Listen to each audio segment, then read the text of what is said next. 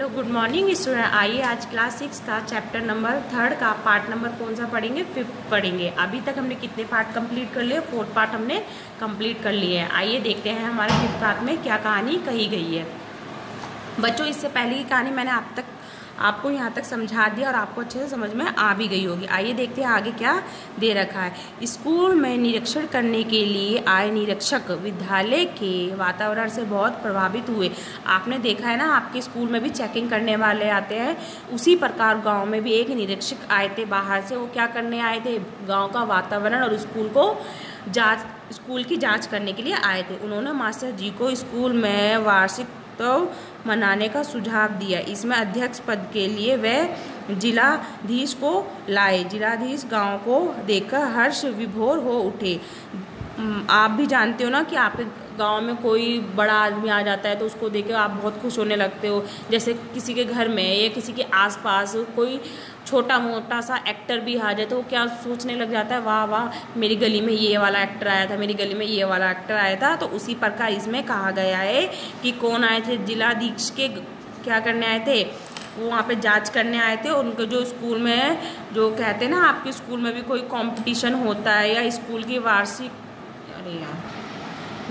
उत्सव मनाने के लिए बोला गया है ना इसमें, जैसे कि आपके स्कूल में एनुअल फंक्शन के नाम से भी बोला जाता है, उसी प्रकार इसमें वार्षिक उत्सव के नाम से बोला गया है।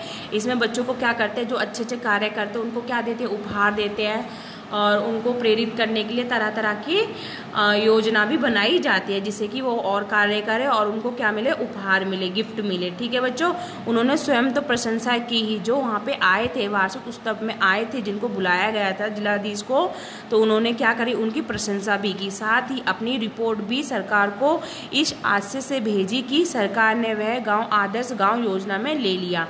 जब जो जिलाधीश वाले लोग आए थे, उन्होंने सरकार को एक आशय के साथ अपनी रिपोर्ट भेजी थी, तो सरकार के लोगों ने उसको क्या करा? एक आदर्श गांव के नाम से वो क्या कर लिया गया? अपनी योजना में ले लिया। इस प्रकार सरकार की ओर से सभी विभागों व्यायामशाला, कुटीर उद्योग, पौधशाला आदि के लिए भरपूर सरकारी सहायता भी दी जाने लगी। जो कार्य इसमें हुए थे या जो मंदिर और जो पक्की इमारतें बनवाई गई थी जिस नाम से, तो सरकार ने उनकी क्या करी थी? सहायता की थी। अब मास्टर जी की भी पदोन्नति हो गई। उनके लिए निरीक्षक पद पर नगर में आने का आदेश आया। मान लो बच्चों, आपने भी देखा है कि आपके गांव में या आपके स्कूल में कोई अच्छा कार्य करता है, या मान लो आपके कोई भी टीचर ने अच्छा कार्य क्या होता है, तो उनको क्या मिलता है? उस पद से ऊंचे पद के लिए क्या मिलता है? उनको क्या मिलता है बच्चों? पद के लिए क्या मिलता है? ऊंचे पद के लिए उनको क्या आ जाता है? आदेश आ जाता है। उसी प्रकार जो इस गांव के जो मास्टर थे, उनको भी दूसरे गांव से आदेश आया था कि हमारे गांव में भी आप आकर पढ़ाइए। ये जानकर सभी गांव वालों की आंखों में आंसू आ गए। मतलब कि आपने देखा है ना, अगर हमसे कोई हमारे प्रिय चीज़ बिछड़ जाती है, बिछड़ने को होती है, तो हमारे आंखों में क्या आने लगते हैं?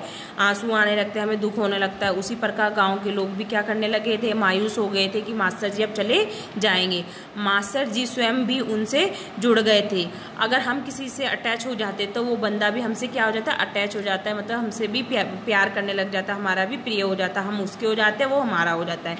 जब सभी ने उनसे ना जाने का घोर आग्रह किया तो वह भी उनसे ठुकराया ना जा सके। स्थायी रूप से उसी गांव में रहने का आदेश प्राप्त कर वहीं रह गए। उन्होंने सरकार को एक आदेश दिया कि हमें यहाँ पे रहने की अनुमति दे दी जाए, तो उनका आग्रह स्वीकार कर लिया। किसने कर लिया? सरकार ने। वह गांव दूसरों के लिए प्रेरक उदाहरण बना हुआ है। मास्टर जी जैसी सूझबूझ वाले और लगनशील कार्यकर्ता यदि प्रत्येक गांव में हो जाए तो देश का कार्यकलाप होते देर न लगे। गांव की प्रगति से ही देश की सच्ची प्रगति संभव है।